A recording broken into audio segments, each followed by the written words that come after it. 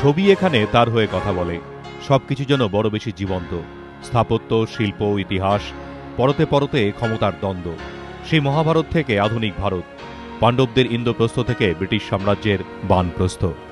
খ্রিস্টপূর্ব 50 বছর আগে মৌর্য রাজা দিল্লুর হাতে তৈরি এই দিল্লি ইতিহাসের আপন হাতে লালিত সন্তান, যে সন্তান আক্রান্ত হয়েছে, লুণ্ঠিত হয়েছে বারবার। আবার তারই অমোঘ টানে আক্রমণকারী নতজানু হয়েছে তার কাছে, থেকেছে আপন হয়ে, মর্যাদা হারিয়েছে বারবার, আবার পুনরুদ্ধারও করেছে। ব্রিটিশ বণিক তার তরবারির ডগায় দিল্লির শিরস্থান থেকে খুলে নিয়েছিল রাজধানীর তকমা, পরিয়ে দিয়েছিল কলকাতার মাথায়, কিন্তু তা ছিল সাময়িক। সেই ব্রিটিশই আবার দিল্লিকে ফেরত দিয়েছিল তার ঋত মর্যাদা।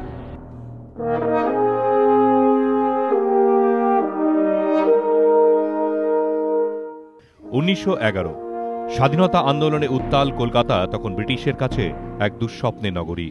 নিজের হাতে গড়া এই শহর ছেড়ে অন্যত্র ঘাঁটি গাড়ার ভাবনা থেকেই জন্ম নিল নতুন রাজধানী। ভারতে এলেন রাজা পঞ্চম জর্জ। দিল্লির লাল ধুলি ধূসরিত মাটিতে মাথা তুলল রাজকীয় তাঁবু, বসল দিল্লির দরবার। সেখান থেকেই রাজা ঘোষণা করলেন, দিল্লি এখন থেকে ভারত সাম্রাজ্যের রাজধানী। মর্যাদার মুকুট হারালো কলকাতা, ঋত গৌরব ফিরে পেল দিল্লি। শুরু হলো রাজধানী স্থানান্তরকরণের কাজ। তড়িঘড়ি তৈরি হলো দিল্লি প্ল্যানিং কমিটি। শহর গড়ে তোলার ভার পড়ল ব্রিটিশ স্থপতি এডুইন ল্যান্ডসার লুটিয়েনের হাতে। ভারতীয় স্থপতি ও ঠিকাদারদের নিয়ে কাজ শুরু করলেন লুটিয়েন।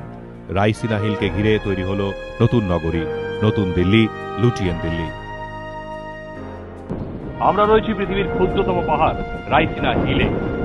আশপাশের এলাকা থেকে মাত্র 65 ফুট উঁচুতে, অথচ পৃথিবীর ক্ষুদ্রতম এই পাহাড়ের বুকেই পৃথিবীর সর্ববৃহৎ গণতন্ত্রের সর্বোচ্চ শৃঙ্গ।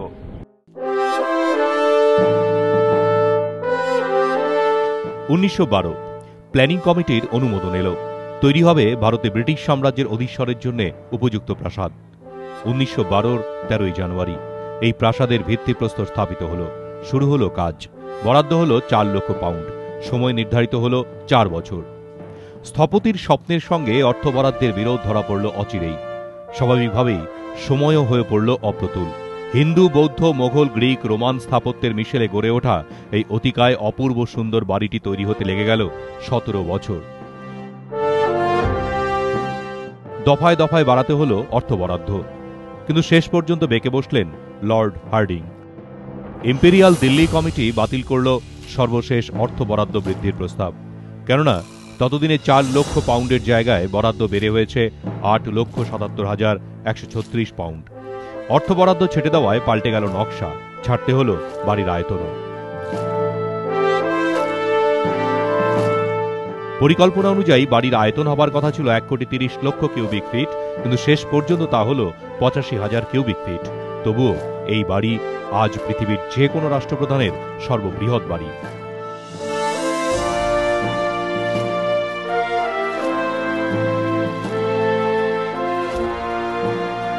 শহর তৈরির পরিকল্পনা পাশ হতেই শুরু হয় জমি অধিগ্রহণের কাজ।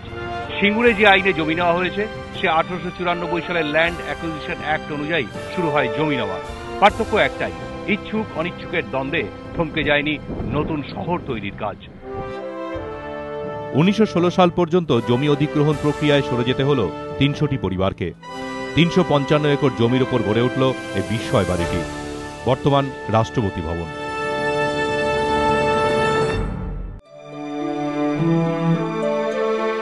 17 বছর ধরে 29,000 শ্রমিক তিলে তিলে গড়ে তুলল বাড়িটি। লাগলো 70 কোটি ইট আর 30 লক্ষ কিউবিক ফিট পাথর। এই সুবিশাল স্থাপত্যে স্টিলের কোনো ব্যবহার হয়নি।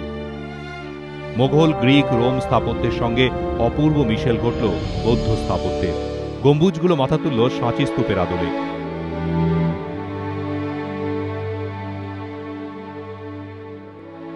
সুবিশাল এই 4 তলা বাড়িতে 340টি ঘর। বাড়ির ফ্লোর এরিয়া দাঁড়ালো 2 লক্ষ স্কোয়ার ফিট। প্রতি তলায় রয়েছে লাইব্রেরি, সুবিশাল ডাইনিং হল এবং বিলিয়ার্ড রুম, 37টি সেলুন, 34টি লবি, 18টি সিঁড়ি এবং 37টি ঝর্ণা। এই যে সুবিশাল গম্বুজ, এর নিচেই থ্রোন রুম। এখানেই রাখা ছিল ভাইসরয়ের সিংহাসন, আর এখান থেকেই ভারত সাম্রাজ্য শাসন করতেন তিনি। স্বাধীনতার পরে এই থ্রোন রুম পাল্টে হয় দরবার হল। 1929 সালে শেষ হলো বাড়ি তৈরির কাজ। সে বছরই এই বাড়িতে উঠে এলেন লর্ড আরউইন। শেষ ব্রিটিশ ভাইসরয় হিসেবে এ বাড়িতে বসবাস করে গেছেন লর্ড মাউন্টব্যাটেন। প্রথম ভারতীয় হিসেবে এ বাড়িতে পা রাখেন চক্রবর্তী রাজা গোপালাচারী। স্বাধীনতার পর পা রাখলেন প্রথম ভারতীয় গভর্নর জেনারেল হিসেবে। 26শে জানুয়ারি 1950 গৃহীত হল সংবিধান। প্রজাতান্ত্রিক দেশ হিসেবে নিজেকে ঘোষণা করল ভারত। রাষ্ট্রের সাংবিধানিক প্রধান হিসেবে দায়িত্ব নিলেন রাষ্ট্রপতি। জল, স্থল এবং নৌ তিনিই হলেন সর্বাধিনায়ক। দেশের প্রথম রাষ্ট্রপতি হিসেবে বাড়িতে পা রাখলেন ডক্টর রাজেন্দ্র প্রসাদ। সুবিশাল এই প্রাসাদ পরিচিত হল রাষ্ট্রপতি ভবন হিসেবে। কলকাতার প্রেসিডেন্সি কলেজের ছাত্র, হিন্দু হস্টেলের অপরিসর ঘরে সতীর্থদের সঙ্গে ঘর ভাগাভাগি করে বেড়ে ওঠা রাজেন্দ্র প্রসাদ প্রাসাদে পা রেখেই হতবাক। একজন মানুষের জন্য এত আয়োজন, এত ঘর! সে সময় স্বতন্ত্রভাবে গড়ে তোলা ভাইসরয় উইংয়ের অসংখ্য ঘর দেখে রাজেন্দ্র প্রসাদ বুঝেই উঠতে পারলেন না এত ঘর দিয়ে হবেটা কি। তিনি গেস্ট উইং এর দিকের কয়েকটা ঘর বেছে নিলেন নিজের থাকার জন্য। তখন থেকেই তার ওই এলাকা পরিচিত হলো প্রেসিডেন্ট উইং হিসেবে, আর ভাইসরয় উইং পাল্টে হলো গেস্ট উইং। তারপর থেকে আজ পর্যন্ত সব রাষ্ট্রপতি বসবাস করেন রাজেন্দ্র প্রসাদের বেছে নেওয়া ওই ঘরগুলিতেই। তাজমহল এবং কুতুব মিনারের পর এই রাষ্ট্রপতি ভবনকেই ধরা হয় দেশের অন্যতম সেরা শিল্প স্থাপত্য হিসেবে। অথচ এর কৃতিত্বের ভাগ থেকে উপেক্ষিতই থেকে গেছেন ভারতীয়রা। লুটিয়েনের নেতৃত্বে এই শহর, এই প্রাসাদ তৈরি হয়েছিল, এটাই সরকারি তথ্য এবং সর্বজনবিদিত। কিন্তু উপেক্ষার আড়ালে ঠেলে দেওয়া হলো 3 ভারতীয়কে। পরম মমতার সঙ্গে রাষ্ট্রপতি ভবনের সিংহভাগ কাজটাই করেছিলেন স্থপতি ও কন্ট্রাক্টর হারুন আল রশিদ। তার শিল্প চেতনা ও স্থাপত্যের জ্ঞান উজাড় করে দিয়েছিলেন এই বাড়িটায়। বিস্ময় জাগানো অপূর্ব ফোরকোর্টের পুরো কাজটাই করেছিলেন সুজান সিংহ ও তার ছেলে শোভা সিংহ। অথচ সরকারি নথিপত্রে লুটিয়েন এদের নামও উল্লেখ করেননি।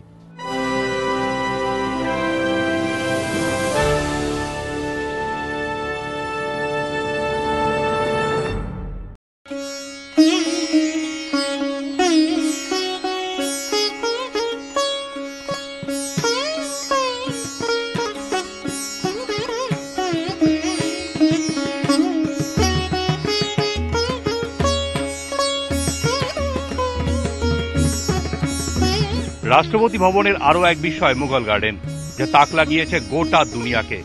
অথচ এই মুঘল গার্ডেন তৈরিতেও হাত লাগিয়েছিল ভারতীয় মালিরা।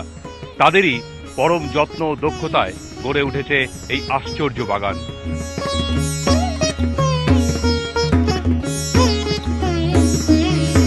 তৎকালীন হর্টিকালচার দপ্তরের প্রধান WR মোস্টোর তত্ত্বাবধানে 130 একর জমির ওপর গড়ে তোলা হয়েছে এই বাগান। এখানে রাষ্ট্রপতি ভবনের মতোই একইভাবে মিশেল ঘটেছে ব্রিটিশ, মোঘল ও ভারতীয় উদ্যান শিল্পের। প্রথমে লুটিয়েন ঠিক করেছিলেন বাগান হবে 2টি, একটি হবে ভাইসরয়ের একান্ত ব্যক্তিগত বাগান। পরে ভাবনায় অদল বদল ঘটে। লেডি হার্ডিং এর অনুরোধ মেনে শেষ পর্যন্ত তৈরি হয় সুবিশাল এই মুঘল গার্ডেন।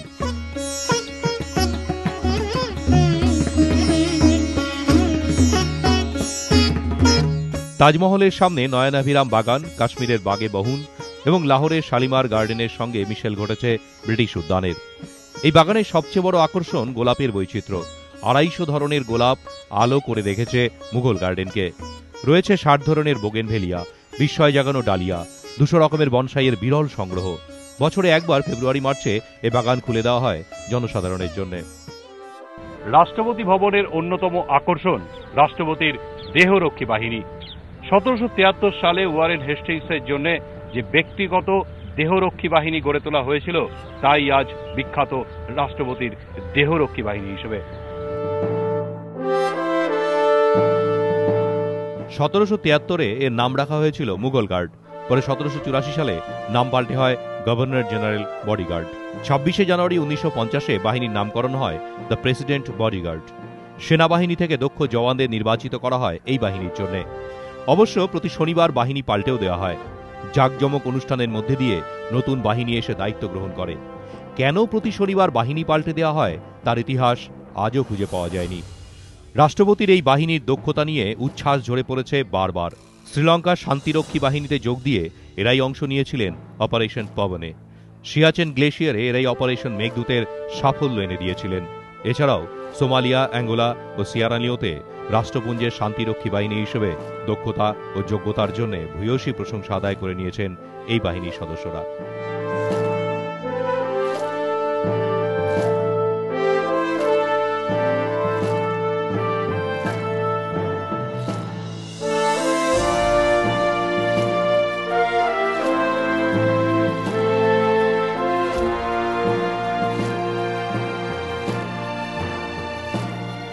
আভিজাত্য, ঐতিহ্য আর ইতিহাসের প্রশ্রয়পুষ্ট এই বাড়িতে হয়তো ইতিহাসেরই অমোঘ নিয়মে পা রাখতে চলেছেন এক বঙ্গ সন্তান। 13 তারিখ ভিত্তিপ্রস্তর স্থাপন হয়েছিল এই বাড়ির। সেই বাড়িতে 13তম রাষ্ট্রপতি হিসেবে আসছেন 13 নম্বর বাড়িরই এক বাসিন্দা। 1912 সালের 13ই জানুয়ারি রাষ্ট্রপতি ভবনের ভিত্তিপ্রস্তর স্থাপন করা হয়েছিল। বাড়ি তৈরিতে খরচ হয়েছে ভারতীয় মুদ্রায় 13 মিলিয়ন অর্থ। নির্ধারিত সময়ের থেকে অতিরিক্ত 13 বছর বেশি সময় লেগেছিল এই প্রাসাদ গড়তে। নির্ধারিত ছিল 4 বছর, সময় লেগেছিল 17 বছর। দেশের প্রথম রাষ্ট্রপতি হিসেবে দীর্ঘ 12 বছর এই বাড়িতে কাটিয়ে 1962 সালের 13ই মে রাষ্ট্রপতি ভবন ছেড়ে যান ডক্টর রাজেন্দ্র প্রসাদ। দ্বিতীয় রাষ্ট্রপতি ডক্টর সর্বপল্লী রাধাকৃষ্ণন যেদিন এই বাড়িতে পা রেখেছিলেন সেদিন তারিখটা ছিল 13ই মে। যেদিন বাড়ি ছেড়ে গেলেন সেদিনও তারিখটা 13ই মে, সাল 1967। 13ই মে তারিখে এ বাড়িতে আসেন তৃতীয় রাষ্ট্রপতি ডক্টর জাকির হোসেন। এবার 13তম রাষ্ট্রপতির পালা, যার জন্মের 13 বছরের মাথায় স্বাধীনতার স্বাদ পেয়েছিল ভারত। বাংলার সেই সন্তান দিল্লির ঠিকানা হিসেবে বেছে নিয়েছিলেন তালকাটোরা রোডের 13 নম্বর বাড়িটিকে।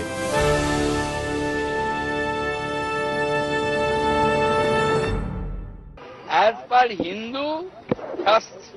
Hindu scripture, 13 is a lucky number. Troyodashi is short Shuddha. Everything is pure on Troyodashi. 13th is Troyodashi. So that is one way. Second is, Tera means God. Tera residence. Mera residence Tera. গত 13ই June প্রথম প্রকাশ্যে আসে রাষ্ট্রপতি পদে কংগ্রেসের পছন্দ প্রণব মুখোপাধ্যায়। সেই 13ই জুনই প্রবল বিরোধিতা আসে তার পদপ্রার্থিত্ব নিয়ে। কিন্তু সব বিরোধিতাই শেষ পর্যন্ত উড়ে গেছে খড়কুটোর মতো। হয়তো ত্রয়োদশীর ব্রহ্মাস্ত্রই 13 অঙ্ককে ওলট পালট হতে দেয়নি। 13 রহস্যে ঘেরা এই বাড়ি এখন অপেক্ষায় তার 13তম রাষ্ট্রপতিকে বরণ করে নিতে। চিরাচরিত জাঁকজমক অনুষ্ঠানের মধ্যে দিয়ে নতুন রাষ্ট্রপতি পা রাখবেন এই বাড়িতে, পা রাখবেন ইতিহাসের এক নতুন অধ্যায়ে। দীপক ঘোষ, এবিপি আনন্দ, নয়াদিল্লি।